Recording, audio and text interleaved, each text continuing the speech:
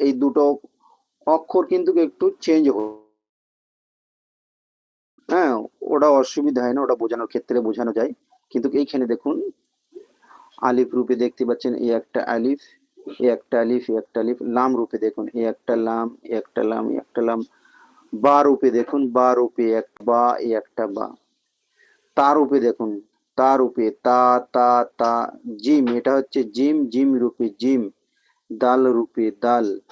আইন রূপে আইন, আইন। ফা রূপে ফা, ফা।